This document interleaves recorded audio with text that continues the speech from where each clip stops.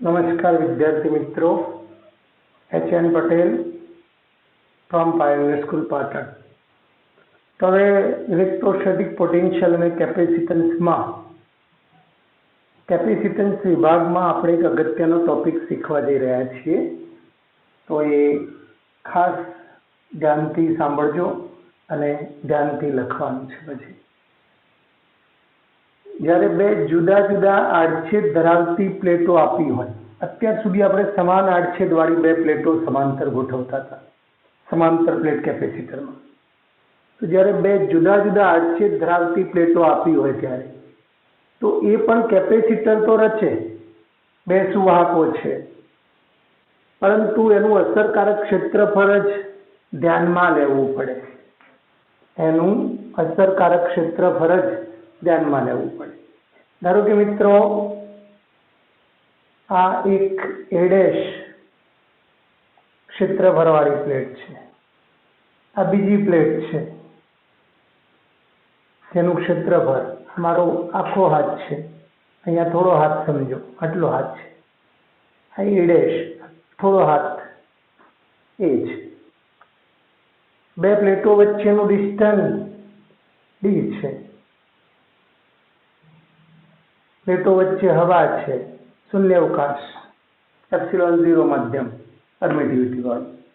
તો પછી સી બરાબર ε0 એ ડેશ લખાય કે એ લખાય? તો આમાં અસરકારક ક્ષેત્રફળ, આનો એરિયા છે, તો પછી આનો પણ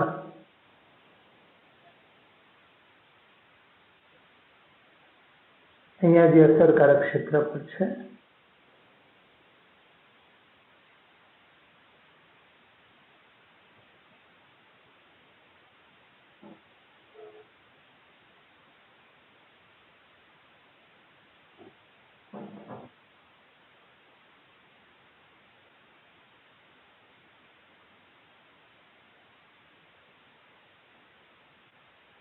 એનું અસરકારક ક્ષેત્રફળ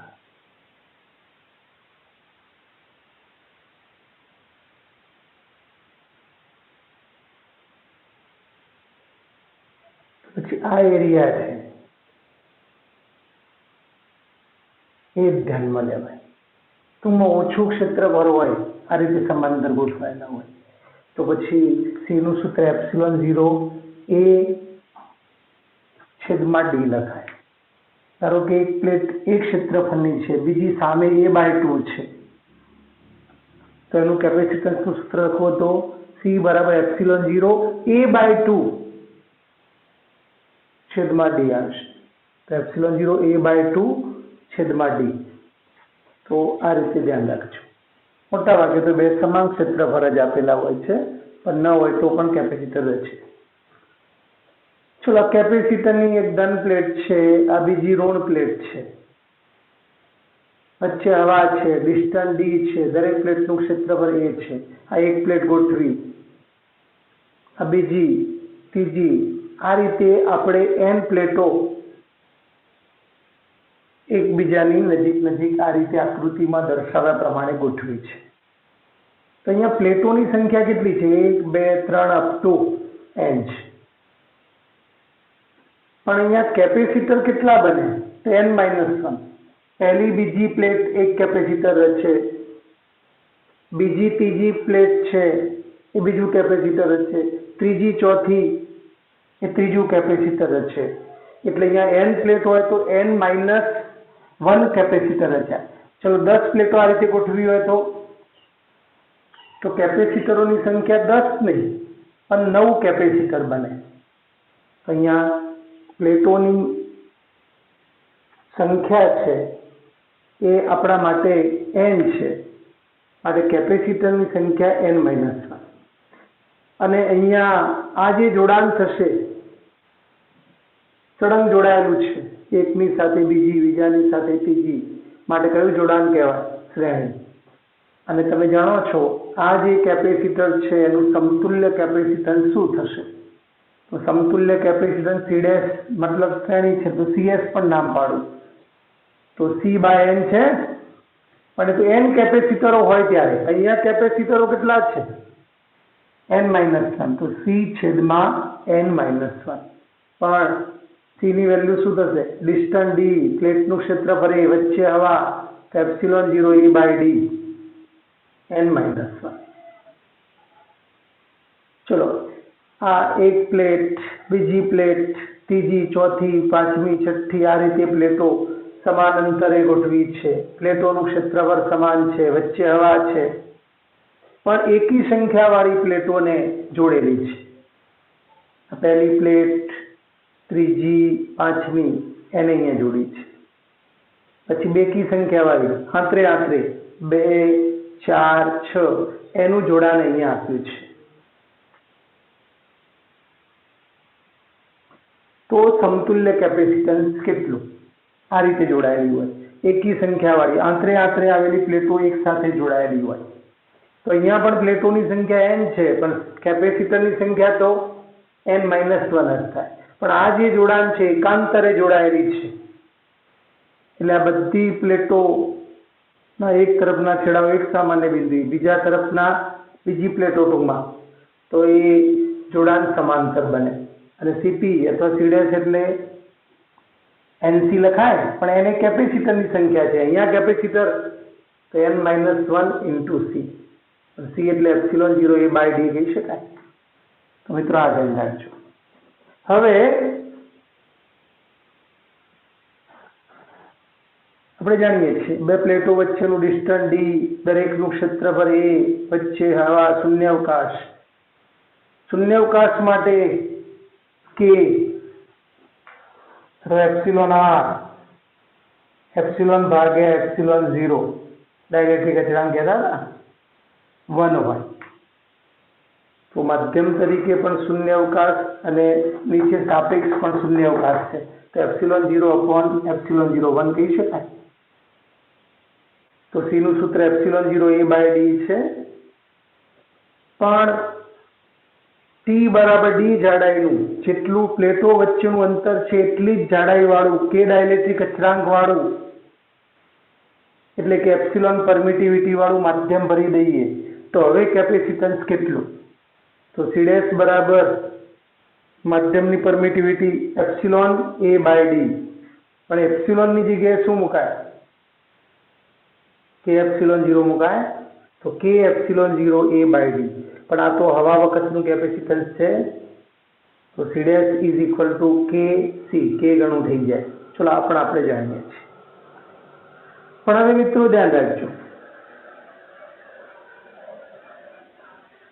કેપેસિટરની પ્લેટો વચ્ચેનું અંતર ડી છે, દરેકનું ક્ષેત્રફળ એ છે, અને વચ્ચે ટી, પણ ટી લેસ ધેન ડી જાડાઈનો સુવાહક ટુકડો, ધાતુ પદાર્થનો ટુકડો મૂકવામાં આવે છે. એલ્યુમિનિયમ છે, કોપર છે, લોખંડ છે, આવા AgAu, પ્લેટિનમ, આવા ધાતુ પદાર્થનો ટુકડો, પણ એ ટુકડાની જાડાઈ, થિકનેસ એ ડિસ્ટન્સ ડી કરતા ઓછી છે. ટૂંકમાં આખા વિસ્તારમાં નથી, પણ જાણો છો ધાતુ પદાર્થ માટે કે કેટલો ગણાય? ઇન્ફિનિટી. ધાતુ પદાર્થની અંદરનું વિદ્યુત ક્ષેત્ર 0 હોય છે, સુવાહકની અંદરનું વિદ્યુત ક્ષેત્ર 0 હોય એ વ્યાપક હકીકત છે. અગાઉ આપણે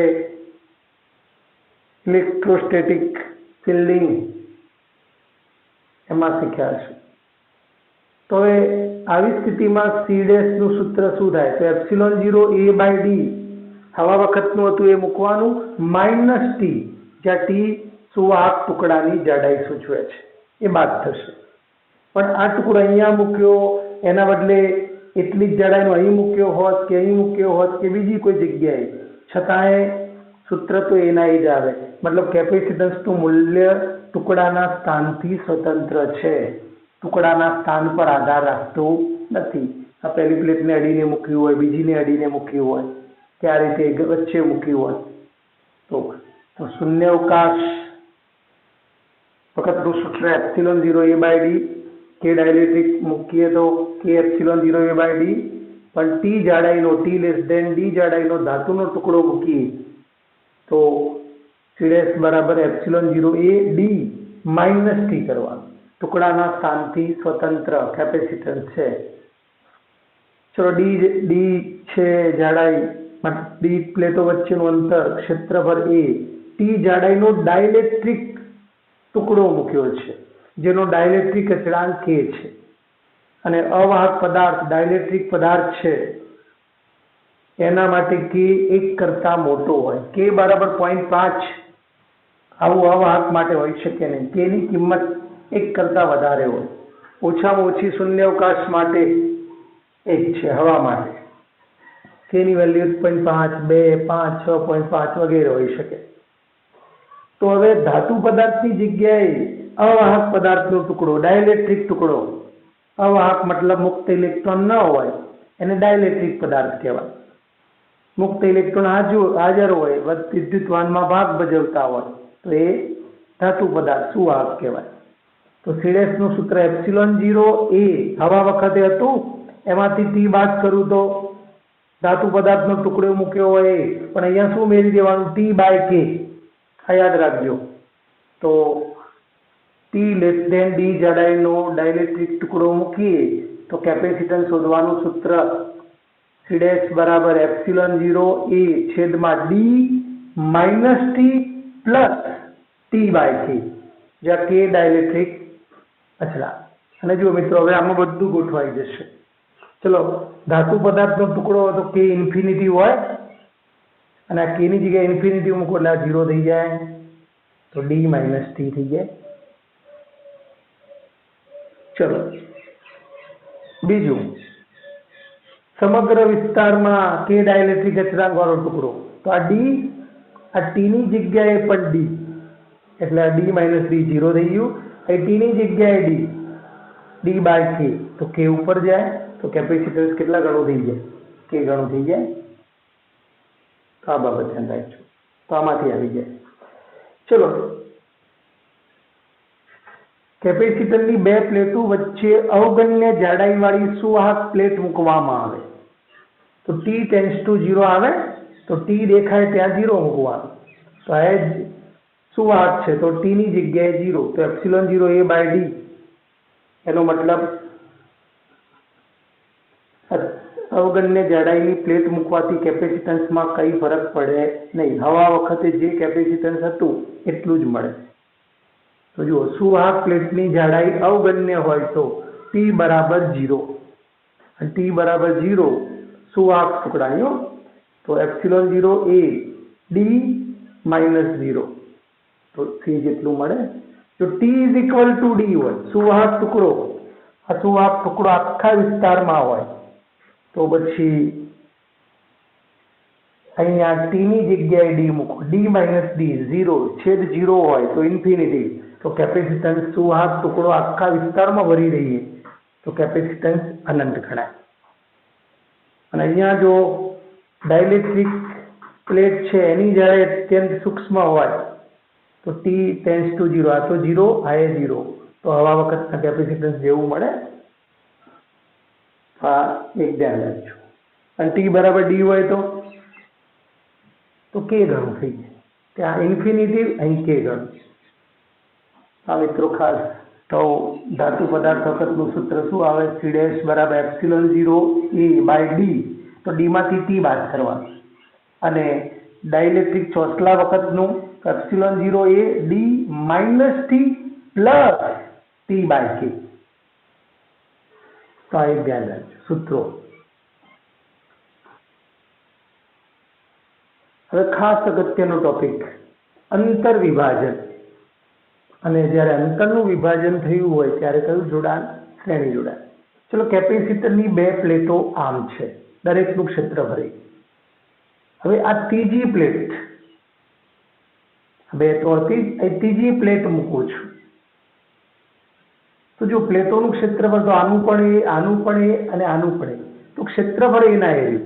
પણ બે વચ્ચેનું અંતર D હતું, પણ હવે અહીંયા શું થશે, અંતરનું વિભાજન થાય અને અંતર વહેંચાય ત્યારે કયું જોડાણ, શ્રેણી જોડાણ. તો અંતર વિભાજન એટલે શ્રેણી જોડાણ. તો જો આ બે પ્લેટો છે, ચલો ડિસ્ટન્સ D છે, વચ્ચે કે ડાઇલેક્ટ્રિક અચળાંક વાળું માધ્યમ ભર્યું છે, તો સૂત્ર શું આવશે C નું, કે ε0 A/D. પણ હવે જોજો, અહીંયા એક બીજી પ્લેટ મૂકી એટલા ક્ષેત્રફળવાળી, આ અંતરનું નામ D1, આ અંતરનું નામ D2, એનો મતલબ D બરાબર D1 પ્લસ D2. પણ એ K1 ડાઇલેક્ટ્રિક અચળાંક વાળું ભર્યું, આ વિસ્તારમાં K2 ડાઇલેક્ટ્રિક. તો પછી આ ડાઇલેક્ટ્રિક મૂકવાથી અંતરનું વિભાજન થયું, માટે અંતર વિભાજન તો કયું જોડાણ? શ્રેણી. અને 3 પ્લેટો છે ભાઈ, તો કેટલા કેપેસિટર બને? તો 2 બને. n હતા તો n-1 બને. n બનાવવા હોય તો n+1 પ્લેટો ગોઠવવી પડે. 10 બનાવવા હોય તો 11 પ્લેટો ગોઠવવી પડે. તો પછી અહીંયા 3 ગોઠવી છે એટલે 2 બનશે અને બંને કેવા જોડાશે? શ્રેણીમાં.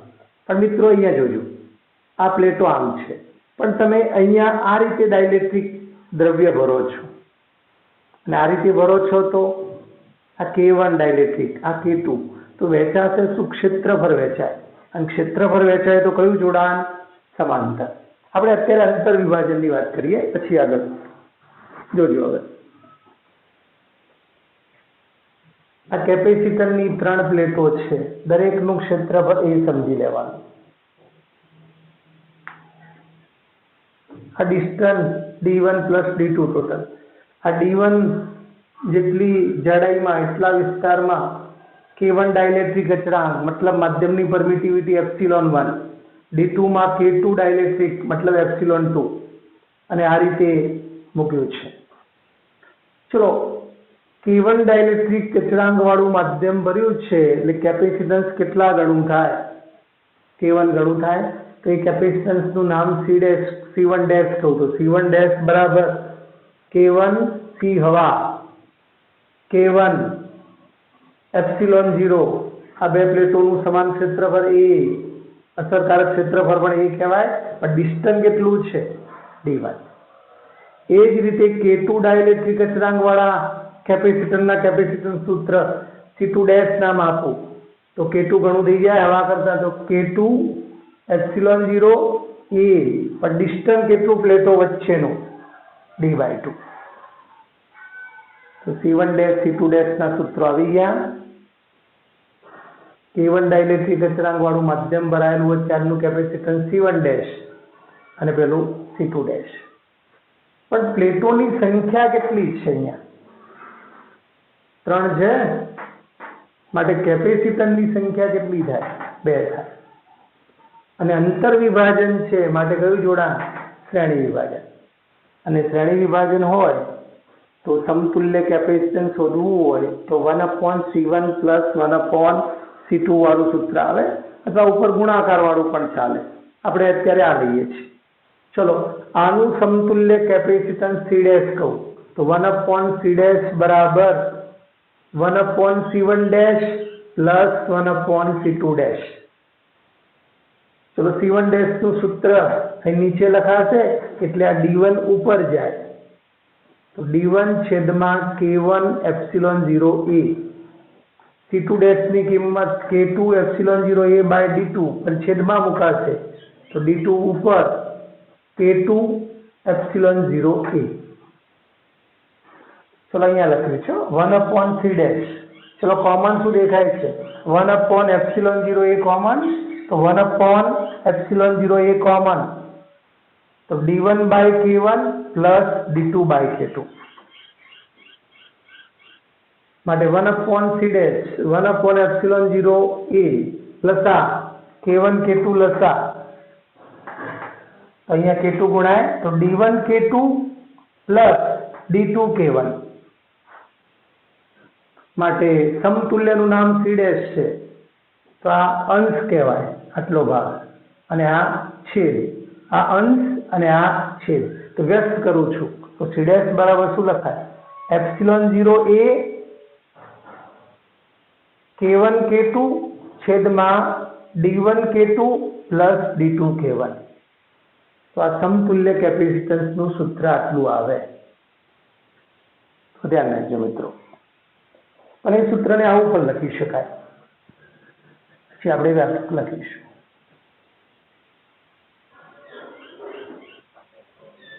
ચલો, અહીંથી તમે સૂત્રને કરતા બનાવ્યા હોય તો આટલો ભાગ છે ને આખો અંશ કહેવાય. આટલો ભાગ લસાના લીધો હોય અને આ છેદ કહેવાય, આ અંશ છેદ. તો સી ડેશ બરાબર શું આવે? આ આખો અંશ આ છેદ, તો સી ડેશ બરાબર શું આવે કે એપ્સિલોન 0 એ છેદમાં d1 by k1 plus d2 by k2, આવું સૂત્ર આવે.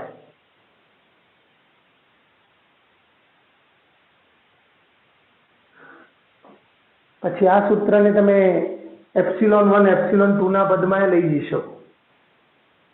જો અહીંયા હું લઈ જઉં છું એપ્સિલોન 0 એ d1, ચલો k1 એટલે શું? Epsilon 1 upon epsilon 0. તો k1 ની જગ્યાએ તો અહીંયા એપ્સિલોન 0 ઉપર જશે, આ નીચે આવે. અહીંયા d2 અને k2 નું સૂત્ર એપ્સિલોન 2 નીચે આવશે અને એપ્સિલોન 0 ઉપર. ચલો એપ્સિલોન 0 કોમન આવશે, જે ઉડી જાય. તો ફાઇનલ સૂત્ર a છેદમાં d1 by epsilon 1 d2 by epsilon 2.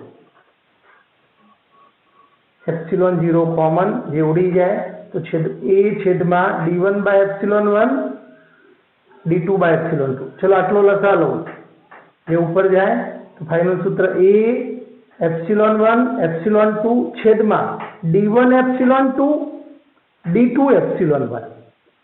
તો ઘણીવાર k ના બદલે પરમિટિવિટીના પદમાં પણ પૂછી શકે, તો એ રીતે પણ આવે. અહીંયા પણ તમે મૂકીને ગણી શક્યા હોત. તો સ્વરૂપો બે છે. તો સી ડેશ બરાબર એપ્સિલોન 0 એ k1 k2 છેદમાં d1 k2 plus d2 k1, અથવા સી ડેશ બરાબર એપ્સિલોન 0 એ d1 upon k1 plus d2 upon k2 કહી શકાય. ચલો મિત્રો, અહીંયા 3 કેપેસિટરો વધતો d1 d2 d3, તો આપણે 3 સુધી લખ્યા હોત તો એ સાદુરૂપ બદલાઈ જાય. એ પણ ચર્ચા કરીએ છીએ, પરંતુ હવે ખાસ કિસ્સો લઈએ છીએ. ધારો કે d1 બરાબર d/2 અને આ d2 પણ d/2 છે. મતલબ અડધા ભાગમાં k1 ડાઇલેક્ટ્રિક, બાકીના અડધા ભાગમાં k2 ડાઇલેક્ટ્રિક. ટોટલ અંતર d છે, એમાંથી d/2 માં k1 d/2 માં k2. તો જો d1 બરાબર d2 બરાબર d/2 હોય તો d1 બરાબર d2 બરાબર d/2 હોય તો જોજો હવે મિત્રો, એપ્સિલોન 0 એ k1 k2, હવે આ d1 d2 દેખાય છે, અહીંથી અહીં આવે છે. તો d1 d2 દેખાય છે, ત્યાં d/2 મૂક્યું તો d/2 કોમન આવે, k1 પ્લસ k2, તો d/2. ચલો બગડો ઉપર જશે, તો પછી ફાઇનલ સૂત્ર એપ્સિલોન 0 a બાય d, એ બગડો અહીંયા લઈ લઉં છું, 2k1 k2 છેદમાં k1 પ્લસ k2, આવું સૂત્ર મળે. હવે સી ડેશ અને સી ઇક્વિવેલન્ટ. હવે જોજો, સી ડેશ બરાબર epsilon 0 a d/2 common, k1 k2 છેદમાં k1 પ્લસ k2, એ બે અહીં લખ્યા છે. તો epsilon 0 a by d 2k1 k2 છેદમાં k1 પ્લસ k2. હવે જોજો, હવે સમતુલ્ય કેપેસિટર અને કેપેસિટન્સ કેટલું? ચલો અહીંયા k1 k2 d/2 માં, આ d/2 માં, એ કિસ્સાની ચર્ચા છે. એનો મતલબ ટોટલ અંતર d1 પ્લસ d2 છે. ટોટલ અંતર અત્યારે વિચારો d1 પ્લસ d2. અહીંયા k1 ભર્યું તો અહીંયા k2, એના બદલે આખા વિસ્તારમાં k ડાઇલેક્ટ્રિક અચળાંક વાળું મૂકું, અથવા k ઇક્વિવેલન્ટ શબ્દ વાપરું છું. તો આ બધું ઉઠાવી ત્યાં d1 વત્તા d2 વિસ્તારમાં k ઇક્વિવેલન્ટ ડાઇલેક્ટ્રિક અચળાંક વાળું માધ્યમ ભરું, અથવા k ડાઇલેક્ટ્રિક અચળાંક વાળું માધ્યમ ભરું, તો શું થાય? તો આખો વિસ્તારમાંથી k ભરેલો છે, k ઇક્વિવેલન્ટ, અથવા k નામ આપવું હોય તો k પણ આપી શકાય, ને k ઇક્વિવેલન્ટ આપ્યું છે. Distance total d1 plus d2, ક્ષેત્રફળ a અને a જ છે. તો પછી જાણો છો સી ઇક્વિવેલન્ટ મતલબ કેપેસિટન્સ k ઇક્વિવેલન્ટ ઘણું થાય, तो C इक्विवेलेंट बराबर K equivalent epsilon 0 A total distance D1 plus D2 પણ આપણે કયો કિસ્સો વિચારીએ છીએ D1 D2 સરખું તો D/2 તો K equivalent epsilon 0 A D/2 plus D/2 D કહેવાય તો પછી આ કેપેસિટર અને આ કેપેસિટર બે સમતુલ્ય કેપેસિટર કહેવાય બે સરખા કેપેસિટર કહેવાય અને આ K1 K2 છે એનું જે શ્રેણી જોડાણ છે અહીંયા ટૂંકમાં બે કેપેસિટરોનું એનું સમતુલ્ય કેપેસિટન્સ K ઇક્વિવેલેન્ટ કહેવાય તો K1 K2 ઉઠાવી લો એને બદલે સમગ્ર વિસ્તારમાં K ઇક્વિવેલેન્ટ K નામ આપ્યું હોય K ડેશ જે નામ આપ્યું હોય એટલો ડાઇલેક્ટ્રિક અચળાંક વાળું માધ્યમ ભરીએ તો પણ ચાલે તો આ બે ઇક્વલ જ છે માટે આના કેપેસિટન્સનું નામ સમતુલ્ય કેપેસિટન્સનું નામ C ડેશ ધારી લો જે આ સૂત્ર છે એપ્સિલોન 0 A 2 K1 K2 છેદમાં K1 પ્લસ K2 જ્યારે આનું C equivalent K equivalent epsilon 0 A by D ચલો બંનેને સરખાવું C ડેશ અને C ઇક્વિવેલેન્ટને સરખાવતા ચલો epsilon 0 A by D cancel થઈ જાય તો પછી K ઇક્વિવેલેન્ટ શું બચે K ઇક્વિવેલેન્ટ 2 K1 K2 છેદમાં K1 plus K2 K equivalent 2 K1 K2 છેદમાં K1 પ્લસ K2 અથવા આ જે સૂત્ર છે એ આનું સાદુરૂપ છે 2/K ઇક્વિવેલેન્ટ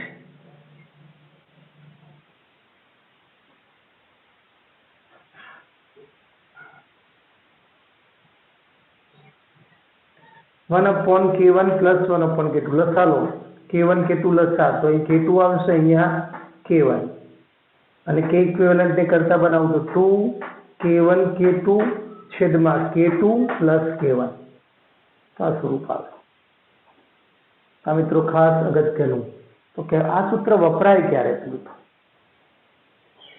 ચલો અડધા ભાગમાં K1 હતું બાકીના અડધા ભાગ હોય ત્યારે એનો મતલબ અંતર કેવું હોવું જોઈએ સરખું પાછું પ્લેટોનું ક્ષેત્રફળ પણ સરખું હોવું જોઈએ એટલે અંતર વિભાજન છે એટલે શ્રેણી જોડાણ તો શ્રેણી જોડાણનું સમતુલ્ય ડાઇલેક્ટ્રિક અચળાંક શોધવાનું સૂત્ર બે માટે પણ ક્યારે વપરાય ખાસ ધ્યાન રાખજો જુદા જુદા અંતરમાં હોય ત્યારે નહીં હો બંને D1 D2 D/2 હોવું જોઈએ અથવા જે પણ હોય D1 D2 D હોય તો એ ચાલે જે પણ અંતર હોય D1 D2 2D હોય તો એ ચાલે પણ જે પણ અંતર હોય એ સરખું હોવું જોઈએ ત્યારે જ વપરાય ટૂંકમાં D1 D2 સરખું હોવું જોઈએ જે પણ હોય D/2 D/4 જે પણ હોય પણ સરખું હોવું જોઈએ આ ધ્યાન રાખજો અને પ્લેટોનું ક્ષેત્રફળ તો સરખું હોય જ તો K ઇક્વિવેલેન્ટ શોધવાનું સૂત્ર જો ડાયરેક્ટ લખવું હોય તો 2 K1 K2 છેદમાં K1 પ્લસ K2 અને અથવા તો 2 છેદમાં K equivalent 1/K1 plus 1/K2 આ ધ્યાન રાખજો ચલો મિત્રો આ જ પ્રશ્ન છે ત્રણ કેપેસિટરોનો હોત તો